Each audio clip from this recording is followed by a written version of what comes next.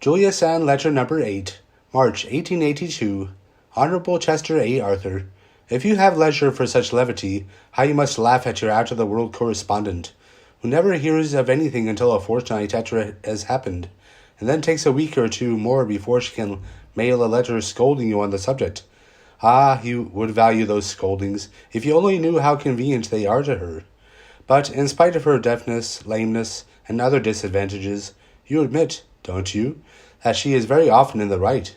She certainly is in this, that whenever you make up your mind to the effort, you succeed in doing something excellent.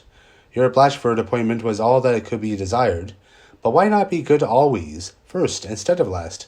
That preliminary plunge into naughtiness is so awfully human. However, the thing weighing on my mind just now is that outrageous Chinese bill. I am too far underground to know whether it has passed both houses of Congress or not, but if it does pass, please give it a most emphatic veto.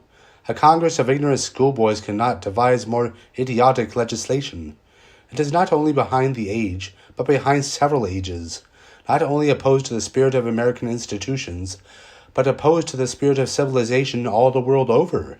If it becomes a law, it will place our country in a most absurd and contemptible position. What could be more absurd than that we, a civilized nation, should imitate now what 20 years ago we considered intolerable to one only half-civilized? And what more contemptible than to bully so fiercely the meekest and most inoffensive of the hordes of foreigners who land on our shores? It is only because the Chinese are so peaceful that the passage of such a bill seems a possibility. The men who originated it would not have dared propose such a measure against any country able to fight. It is mean and cowardly. More than that, it is a step back into barbarism. The only suitable retaliation the Chinese can make would be for those here to form a conspiracy, burn Washington, and cut your head off.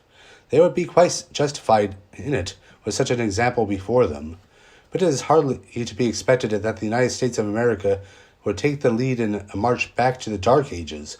So don't sign that bill some evening when you are half asleep and find out the next morning what you have done. Take hold of it when you are wide awake and send it back to Congress with a message that people will remember. You might recommend an appropriation for a public school in the District of Columbia, where our honored senators and representatives might go for an hour or two a day to study history and political science.